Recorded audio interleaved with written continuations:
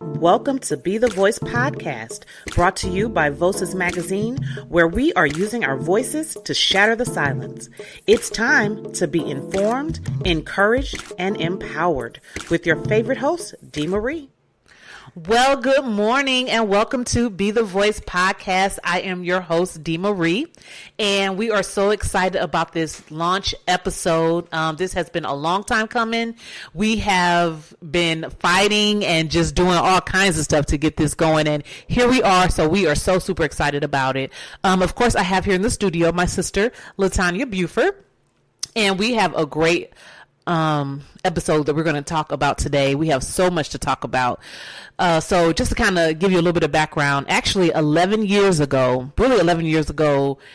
in Thanksgiving. Next month. 11 years ago next month, we told a story that honestly, we were just going to take to our grave. So we actually, talked about our past trauma of being sexually abused, and we brought it out to our family members, our friends, and honestly just kind of went public with it. And once we did that, there was so many people that had the same story. And with that, I mean, so much has happened, and we're going to get all into that into the episode. But just kind of want to give you a little bit of background, but also to let you know that this podcast is actually brought to you by Voices Magazine. And Voices Magazine is a platform that gives a voice to survivors of sexual abuse, and that's what it stands for, Voices of Sexual Abuse Survivors. So we're really going to get right into this. I want Latonya to kind of introduce herself a little bit, and then I'll come back and tell you who I am.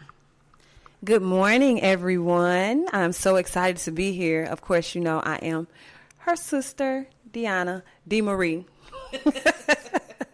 I am really excited about this Be the Voice. It has really turned into a movement. Yeah, that's what I was thinking. A word. It's turned into a movement. Who'd ever thought that little old us have I faced more Dee Marie than me, but I'm the sister, so she dragged me into everything. Yes. But just getting over the fear and just being able to talk, and I mean, it's so much, like I said, so much stuff, and I don't want to rush into anything because we want to make sure that we have the opportunity so we reintroduce ourselves to you. That's what we want to do. We want to reintroduce ourselves. And this is not the last. This is just the beginning because there's so much things we want to talk on. So we're the voice of sexual abuse, but it's so many other voices.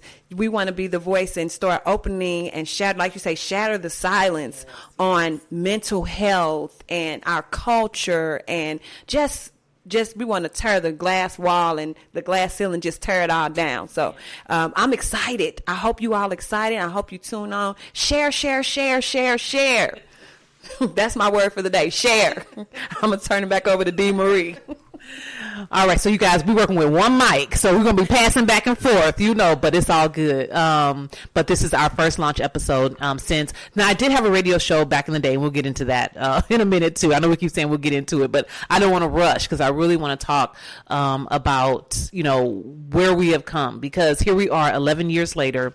What happened from 2012 it was 2011, yes, into 2022. Like, what happened and how did our lives change from the moment that we decided to shatter the silence? As you can see, our logo, shatter the silence, on a story that we kept secret for over 30 years. So how did that moment when we decided that it was time into who we are today, and how, have things changed in our lives?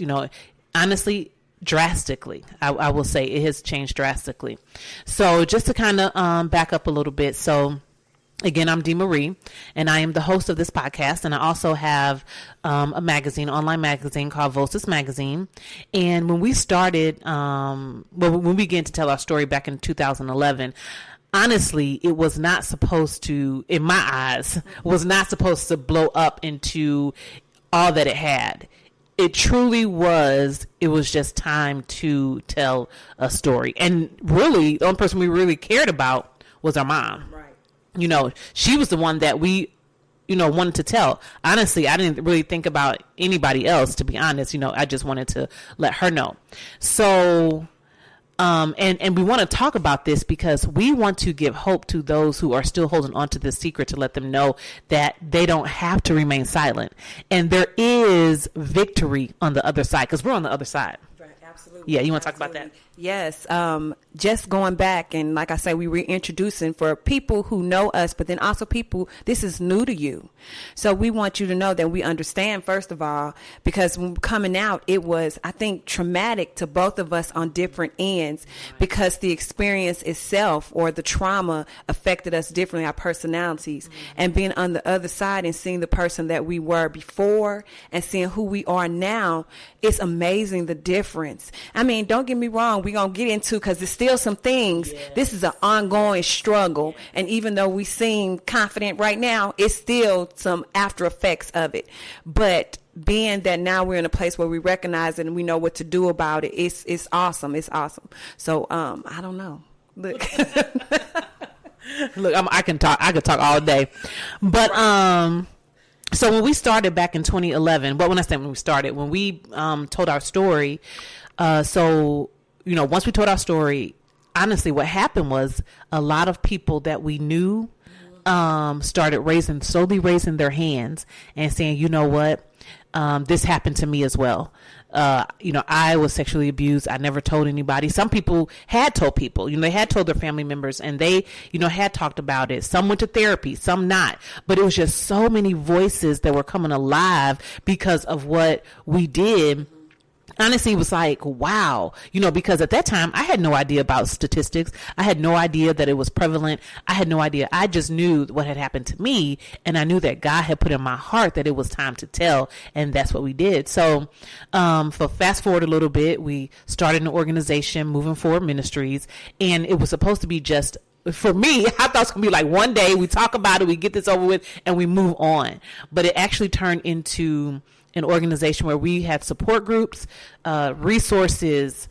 We did a walk, Stroll to Heal the Soul, and that was so beautiful and so powerful that hundreds of people came out to have their voice heard. And here's the key with that, is that if you were a survivor, you got a teal shirt, and the teal shirt represented you telling your story without actually telling it.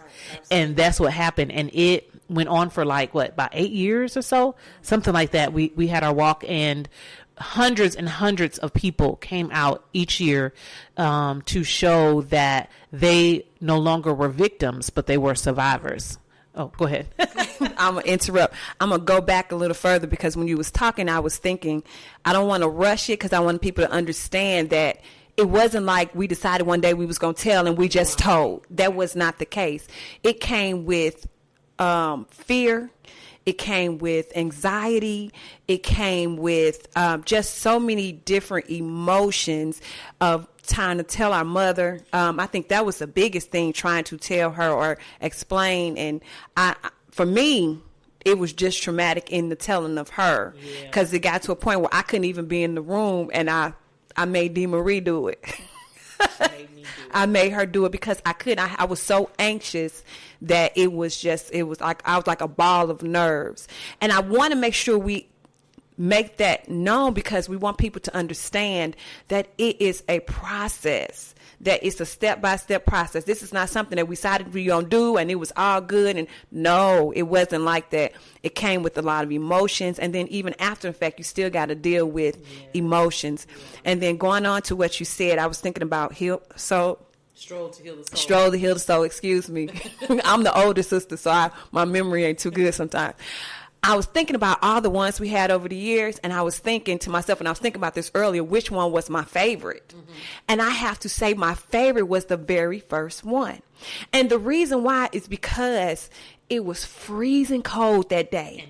It was raining. We was out at the park, and still hundreds of people showed up.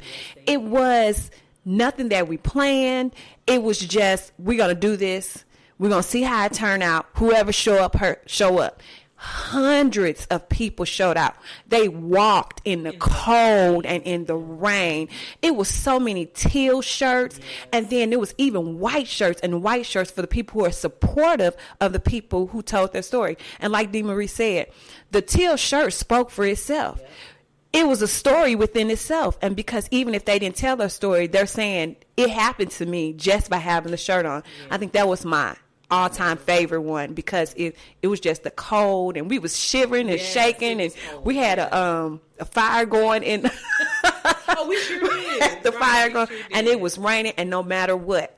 And the proudest moment was my mother walked. Yeah, she sure did. She came out and she walked, and she meant she was going to walk the whole 5K. And she did. And she did it. Yep. And she did it because support of us. And how old was she then? She was 65. 65, and she meant she was going to walk.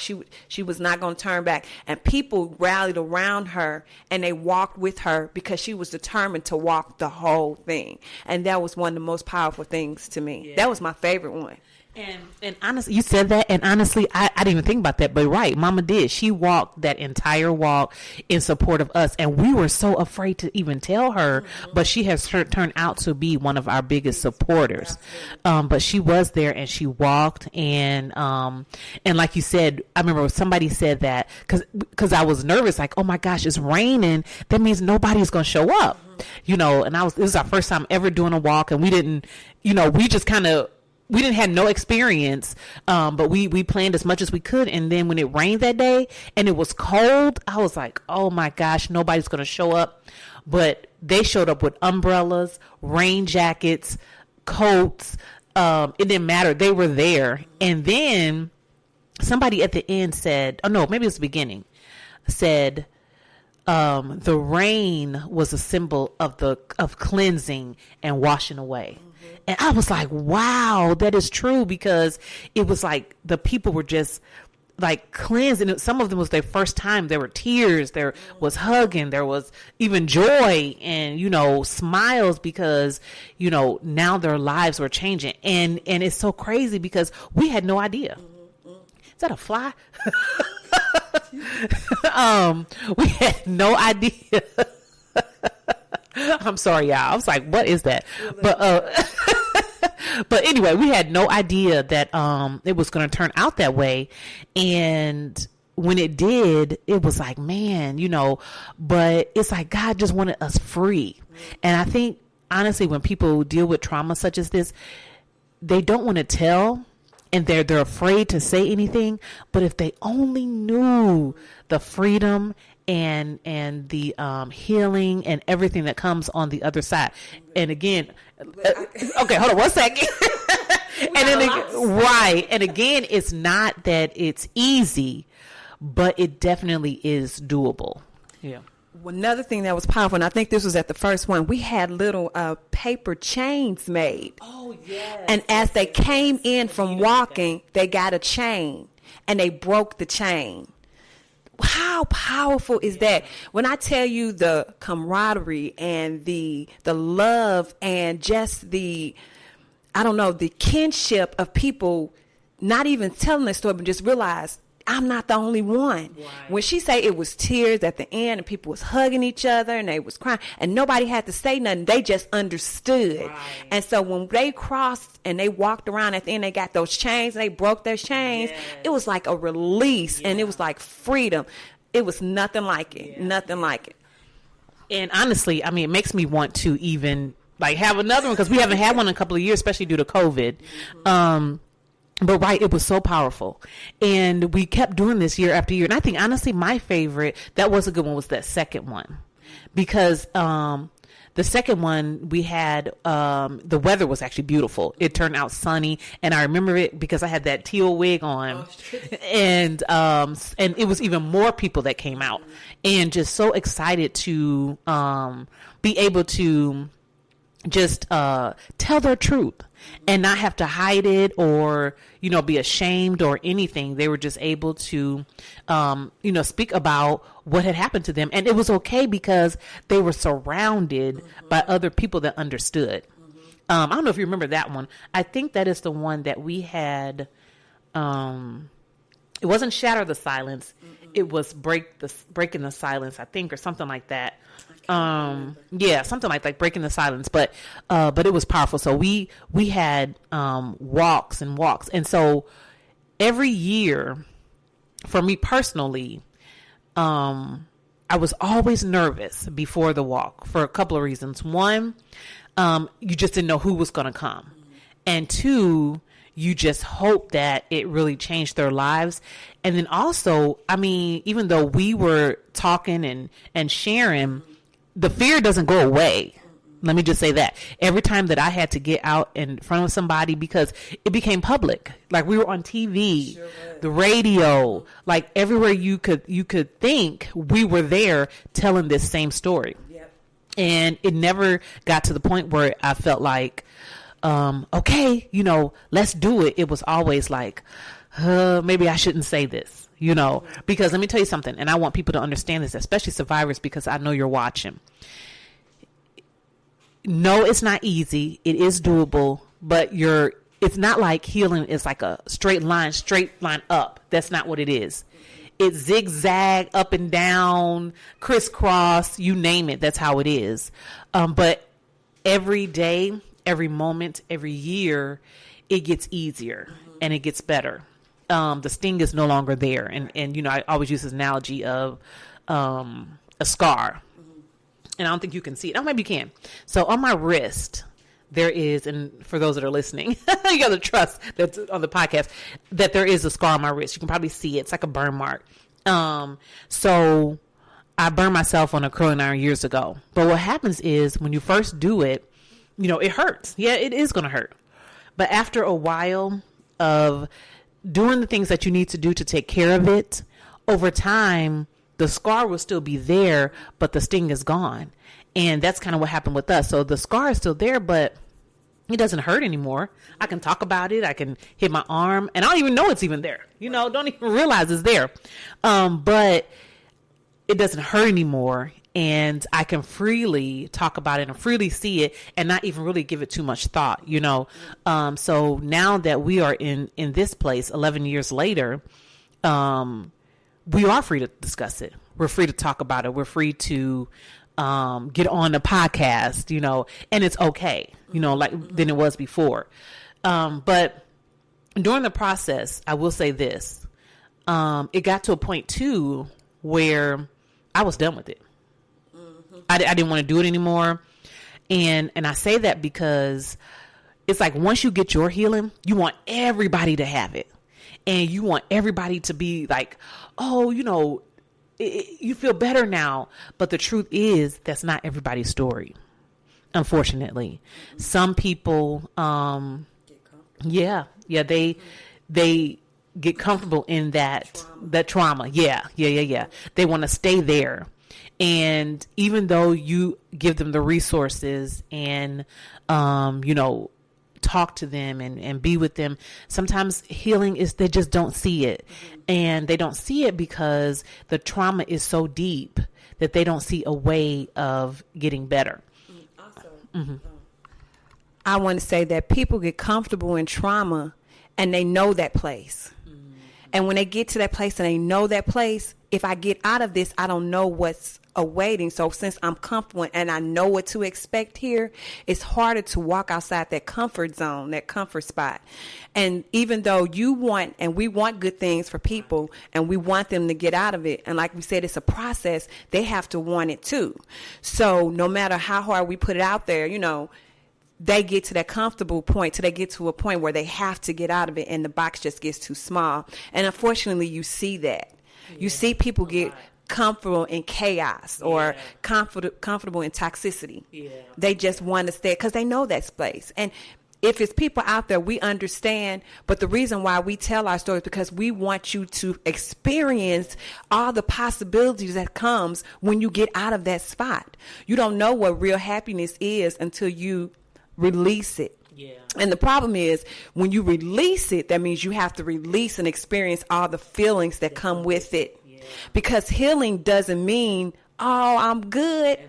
You have to experience the pain, the hurt, the grief. Mm-hmm. You have to experience the anger.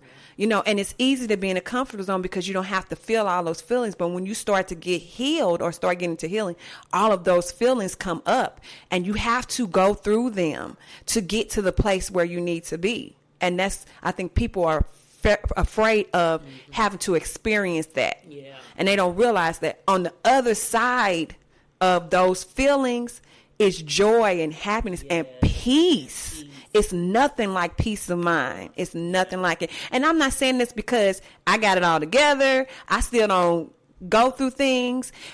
I do. And I'm going to bring up therapy. Yes, therapy. Therapy. I did it, and I'm getting ready to go back into it because there's still some things I need to work on, and I know that. And we need to come out of the point where we think therapy means we're crazy. No.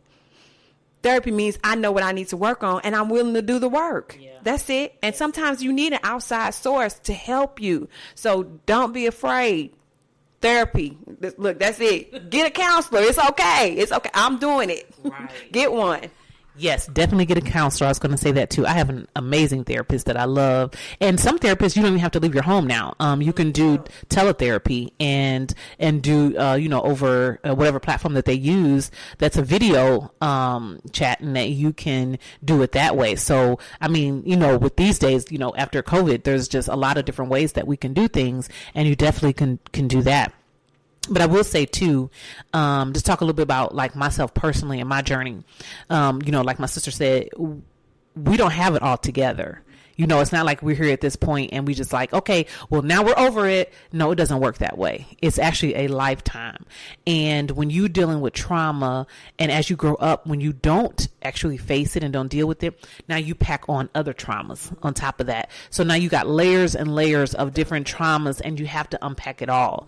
And even when you get to a point where you might be feeling great, and then you realize, gosh, there's something else I got to do. And it's like, Lord, what else? Because there's always something that we all have to deal with, and through this entire journey, I had to go back and deal with, trauma, even after that, relationships, finances, you name it. I mean, I had to do it, even had to, talk to my children about it. It's a lot. And I think if I had looked at the overall picture, if I had known, I guess, what the overall picture was, I might have ran, because it's like, that's a lot, that's a lot to do. But when you go step by step, little by little, again, counseling, therapy, you can overcome. And overcoming doesn't mean that now you're an overcomer and everything in your life is great. No, that's not it. But it means that you have overcome that past and that pain, and you're still getting to the point where you're going to thrive. We all want to aim for thriving. But I will say too, one thing that really kind of was like, wow, after we told, then the whole Me Too movement came up. Yeah, and we had no idea that was going to happen. And I know some people looked at the Me Too movement, negatively, but it was actually something very positive, because it gave people a voice that they didn't have, especially women and men as well. Now we'll talk about that too, because there are men survivors as well. And while we're talking about that, let me go ahead and give you guys some statistics. So 1 out of every 3 girls, 1 out of every 5 boys will be sexually abused before they reach the age of 18. And honestly, that's only the ones that tell. So we truly don't know the true statistics. So it is very important to get educated, to find out about how to address it. If you think someone is being sexually abused, find out, prevention. Find out, how can we prevent this? If you need to tell, how can you tell, and can you tell anonymously? Yes, you can. These are things that we need to educate the public about, so that we'll have these things, so we can stop sexual abuse, because unfortunately it's not stopping right now. But we all can be mandated reporters if we think something is going on. We all can be supportive. We all can listen. We all can be educated, so that we can, be part of stopping this, because our children need us. They need us. They need our voices, because they don't always have one. They need us to listen to them, that whole what goes on in the house stays in the house needs to go out the window. We need to be honest with our kids and allow them that space where they can come to us and talk to us. Right. One of the hardest things was telling my kids, and I knew they wouldn't really have a problem with it, but you fear because you don't want to scare them or you want to give them too much information. But we know that it had to be done. And the amazing thing about it is they were supportive and they understood. And, it was just wonderful. And so going back, you talked about I'm going to talk about kind of and I'm going to be completely, because in this, since we are Be the Voice, we want to be completely transparent. Because transparency is what helps make changes. Because I can't hide. You need to know that not because we're anybody special, but because if we can make it, you definitely can. So for me, because of the person I was before, I was very quiet and shy, and I'm really not that person anymore. The moment, and I never forget, there's a minister at my church. I love her dearly. And she told me, when I told her after we came out and I told her what happened, and she told me, she said, when you told me, she said, I automatically saw a change in you. She said it was like a burden was lifted off of your shoulders just by opening up. And truly it was. I had told a few people, but being able to just be free. And then, like I say, my sisters always dragging me along. We was dragged along news shows and radio shows. So I didn't have a choice but to be free. How about that? But in doing all of that, the sting, like you said, the sting of telling the story is no big deal. Now, in my transparency moment, I have to say I still have issues. Yeah. I have trust issues. I have self-esteem issues. And that's just me being completely transparent, because you hold on to the secret for so long and it spills over into everything. So I have relationship issues. I have issues with being in relationships, and that's just me being transparent, because that helps, and like you said, it's a step-by-step process. And so don't think because we say we free, we are, but you still have things that you have to work through. And there's nothing wrong with that. The thing is, do the work. Yep. That's what it is. Do the work. Yeah. It's going to be hard. You're going to cry. You're going to holler. You probably want to scream. You probably want to run and close the door. You want to quit and give up. But walk it out and do the work. Yeah. It's plenty of days where I cry. And I'm upset and I'm like, oh my goodness, this is going on. Or I have relationship issues. I'm like, oh my God, what's going on now? But the thing is to walk and just do the work. Some people going to understand. Some people not going to understand. You might lose people. Yeah. You're going to lose people. But it's all a process, because the thing is you have to learn how to love you first. Yeah. You got to. And if the people that you with can't be support and you lose them, then, it is what it is. Everybody can't go on your journey with you. But it's about you getting to a place where I'm okay. Mm-hmm. I ain't perfect, but I'm okay. Yes.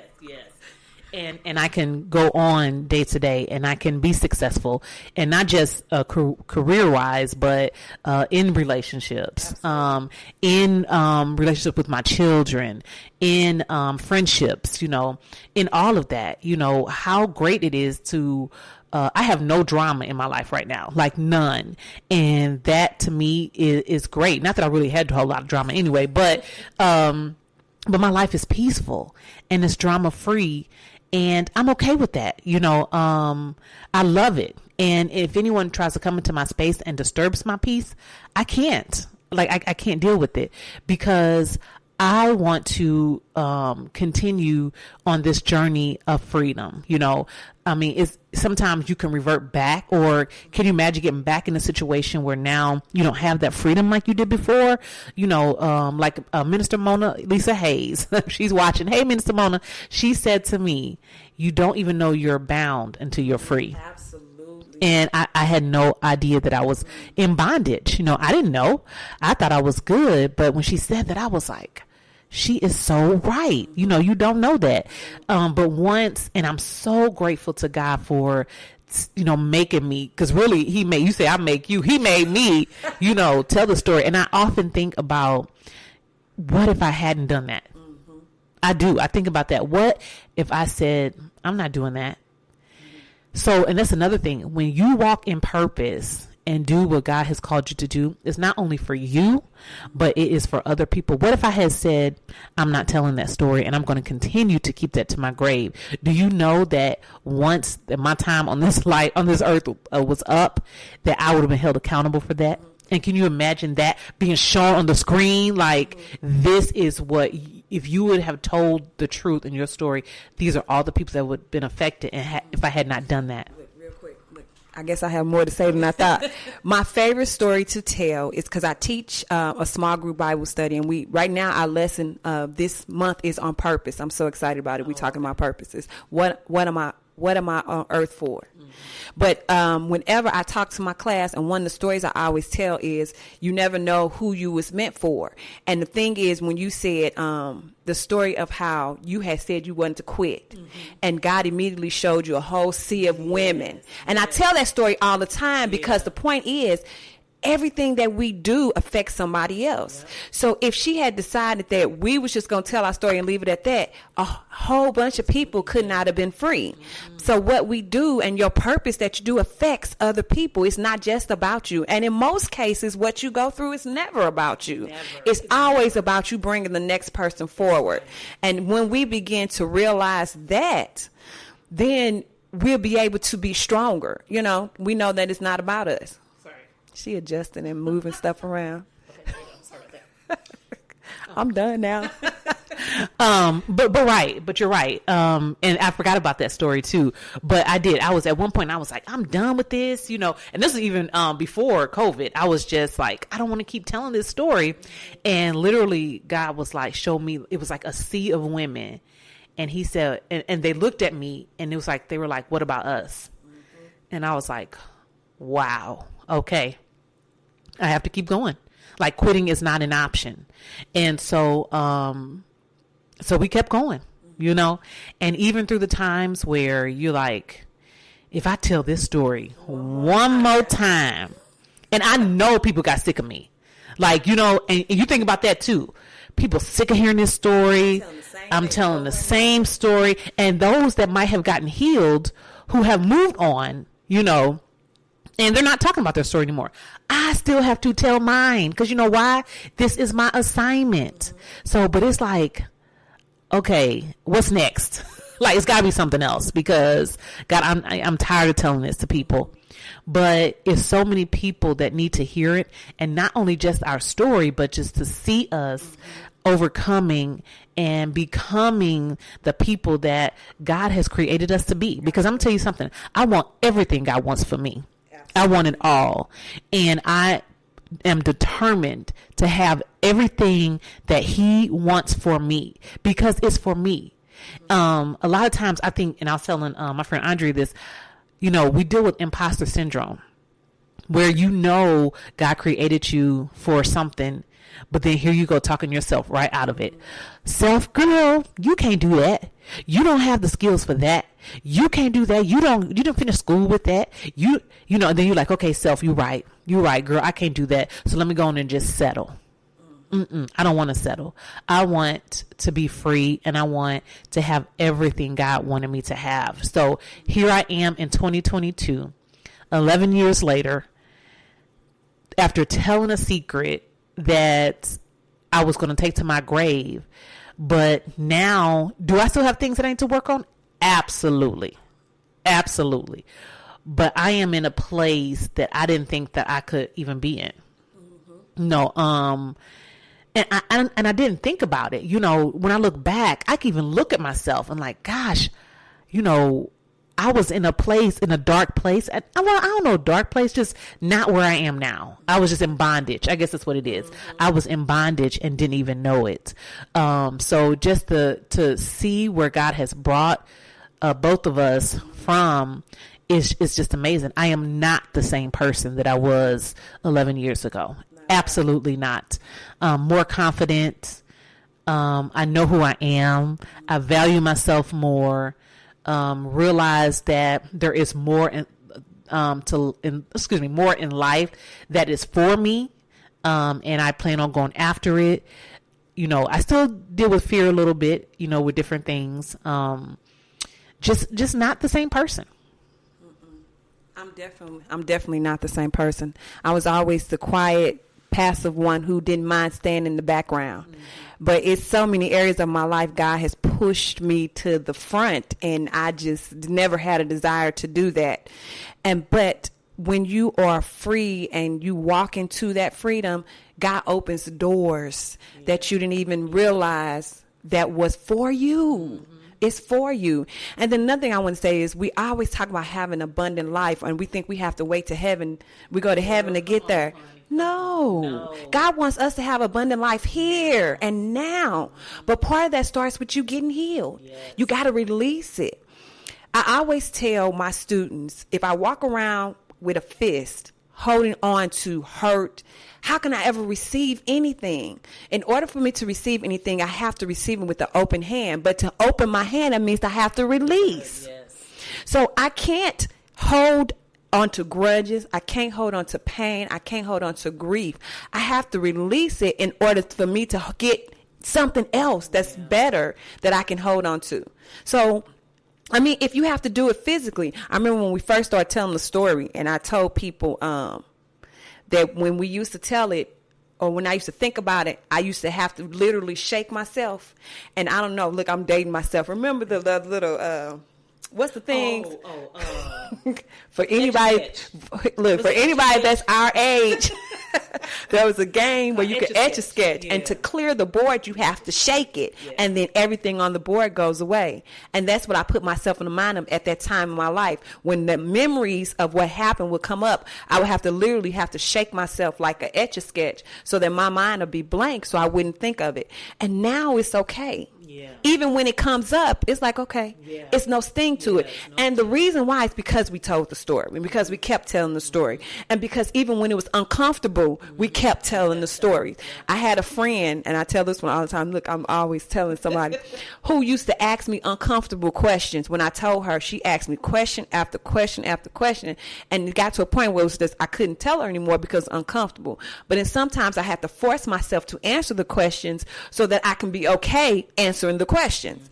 So that's what you have to do. You have to keep on answering the questions or telling the story or telling somebody. And even when they sick of it, it ain't about them.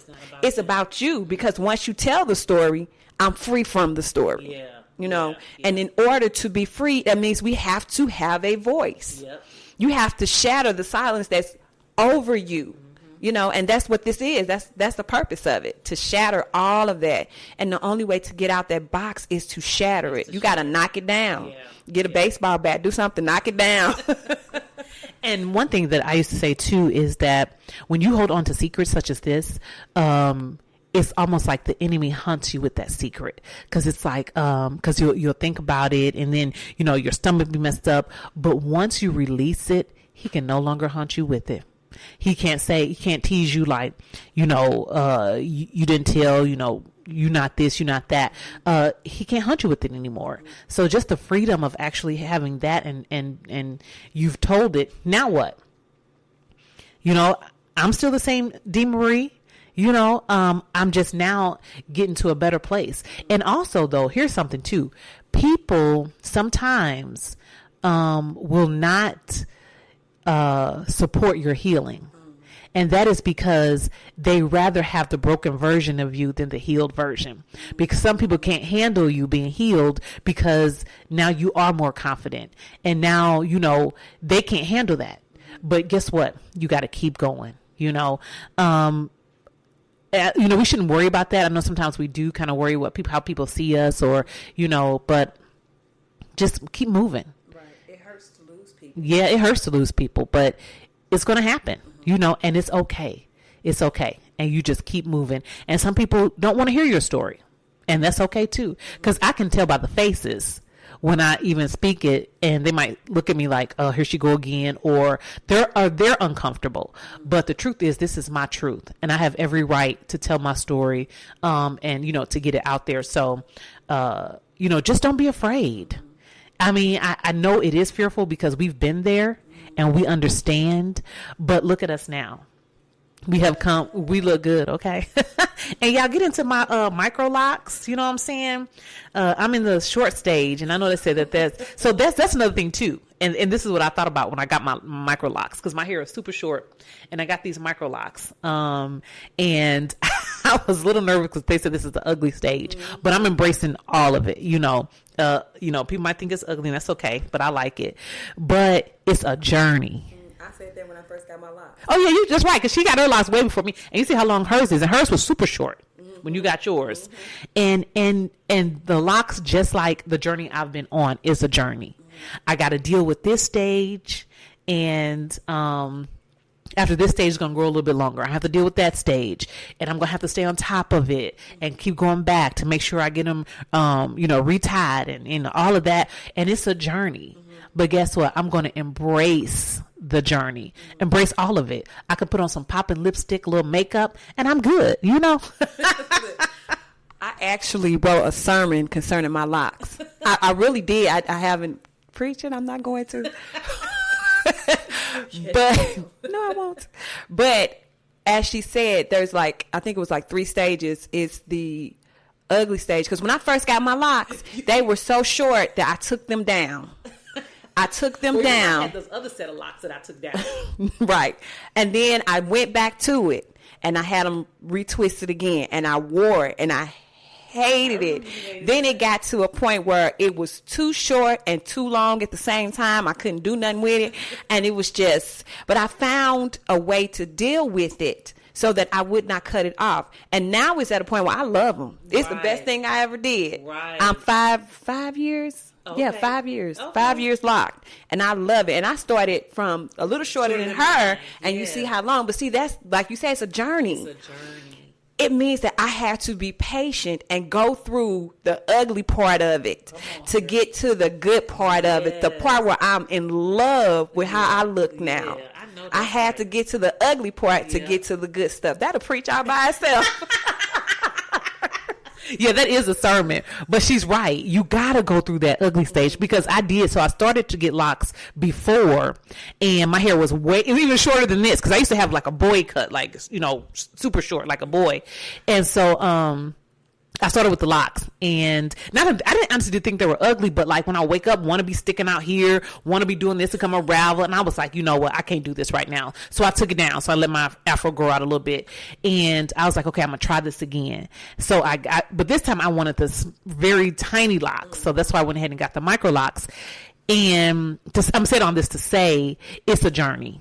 And it's not easy. Again, you got to go through the ugly stage, or the stages that you don't even want to deal with. You just easily will give up. But if you just stick with it, then you get these. You get the beauty on the other side, and they're long, and you love it, and you I'm so glad I stuck with it. Which is the same with healing. Just stick with it, and you're gonna think back and say, I am so glad I stuck with this, because look where I am now. My life is totally different. You don't want to continue to be angry. You don't want to continue to not trust people and always think somebody is doing something to you, always, fearful of this and fearful of that. No one wants to live like that. You want to thrive, and you want to live this abundantly. Yes, I want that abundant life. And people think abundant life of money. No, not just money, of freedom, and peace, and just enjoying life. Have you ever looked at someone and they just enjoy life? This is one lady, and I'm gonna shout her out, Rashawn Mickens. Yes, I love her. When I tell you, Rashawn Mickens is probably the most joyful person I have ever met. Yes. I only met her in person one time, and we've been Facebook friends. And she has a smile, and just her spirit is absolutely amazing. And she loves life. Yes. And that, to me, is something to look forward to, because, I smile. People always say I smile a lot, but just to have that joy and that excitement of life, I love to travel. New York is my favorite, as y'all can see. That's my favorite city. But just that is the abundant life, you know, doing what God has called us to do, not being afraid to step out in your assignment. Because once you do what he has called you to do, like it's going to be something that you'll enjoy. You know, you may not even think like, God, you want me to do that? Because, and let me tell you something. I didn't want to do this. Right. I did not want to sit here and talk about my story of being sexually abused. You know what I wanted to do? I want to make people laugh. And guess what? They weren't laughing at this. And I was like, God, everybody laughing? You know, I want to make people laugh. But this was my assignment, and I had to do it. And not only did he allow me to do it, but he gave me the joy in doing this. You know, I wanted to be a journalist. And even though this is not journalism, it's a way for me to tell the stories and give people a platform for their stories. And I love doing it. And I just wanted to say real quick, you was talking about joy, and we have to realize joy comes from the inside out. So when you get a healing, the joy that you have on the inside, we look for happiness, but a lot of times happiness is based on happenings. That's good. And so what happenings on the outside is what makes us happy. But when the happenings is gone, we're no longer happy. But if we can get joy that's on the inside, no matter what's happening, we're always joyful. Yeah. And that's what we have to think of. Happiness is nice, but happiness is only based on your exterior. Right. And so if you get something in healing and down on the inside, no matter what's going on around you, nobody can take what you feel on the inside away from you. Yeah, so that's all I got. That's good. That's good. We're going to go ahead and we're going to start wrapping this up. But I'm so glad that we are now able to come back and talk to you all and share our journey of where we've come from. It wasn't easy. It was up and down, you know, all around, crisscross, zigzag, you name it. It was that. But we are here now. We're living, you know, I wouldn't say our best lives, but we getting there. On our way to thriving, which is exciting. I'm excited about the people that I have met on this journey. I have met so many people on this journey, and that to me is making those connections and just seeing even their lives change, you know, and watching them thrive and be who they become. I mean, that's what it's all about, you know, being the example for others and giving them, because once you're able to be free, you give people the permission to be free as well. And that's what it's about. So you have any last thoughts? Yeah. And just know your circle. Yeah. It's something about having people that support you and love you and push you. And I want to say that in this journey, we have had good people who supported us and who went through, but some people just didn't go through and didn't quite understand, but they was there. So, you know, get you a squad. Hey, squad. My squad know who they are. I love y'all. But, you know, get you a circle of people who going to push you to be better and not try to hold you back in their comfortable place. And so I can say, honestly, 11 years later, wow, who would have thought? When she first came and said, you know, it's been 11 years, I was like, oh my God, it really has.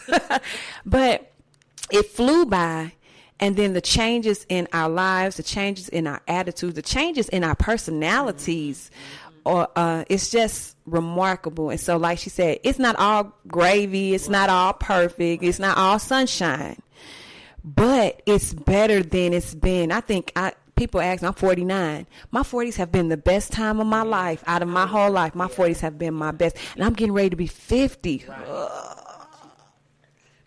Lies she tell, I am not. But I'm looking forward to it, and I'm not scared. You know, I'm comfortable and I'm excited because that just means bigger, better, and brighter things are coming. So, you know, I'm not going to talk. I guess we're starting to wrap it up. But, yeah, just look forward to healing and what's on the other side and just life. Yeah. You know, I think we find position. Our kids are getting grown. And they are grown. Well, I still got one more. But, you know, and just being able to really enjoy and be free and really have no chains holding us down, you know, and then just constantly just working towards being better. That's what I'm excited about. Yeah, just working towards being better. Yeah. And 50. Whew, I keep saying it. Ooh, 50. Yeah, I'm excited to, looking forward to even more things and more, a lot better things. I'm looking forward to that as well. So, but yeah, 11 years later, here we are. It's just what a great time to be here and to be living out our new truth, and with no secrets, nothing haunting us, free. Told our story, helped other people, gotten a lot of different testimonies about how their lives have changed. Still got to work on some things, and that's okay.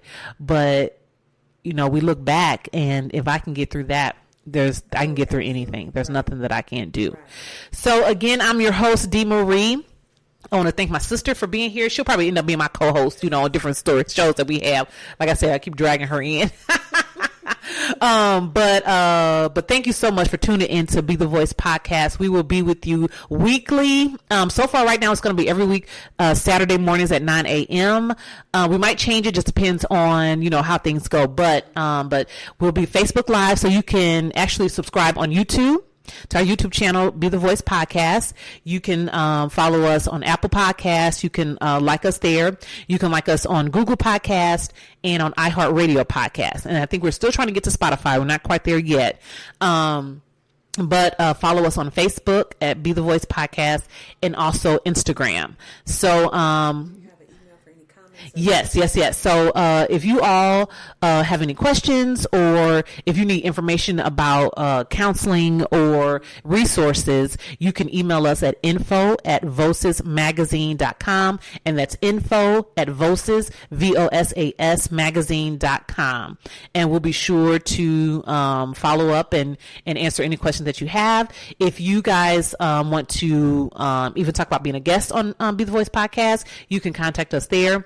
And we're not just talking about sexual abuse. We'll talk about shattering the silence on a lot of things in our community. Let's shatter the silence on therapy. Like you said, let's shatter the silence on, of course, sexual abuse, domestic violence, just different things in the community that we know that we need to talk about. We're not going to be keep this stuff secret any longer. We're going to tell the truth, and we're going to shatter the silence on a lot of things. So if you have some suggestions, things that you want to see us talk about, just let us know. Again, you can email me, Dee Marie, at info@voces magazine, and that's VOSAS magazine.com.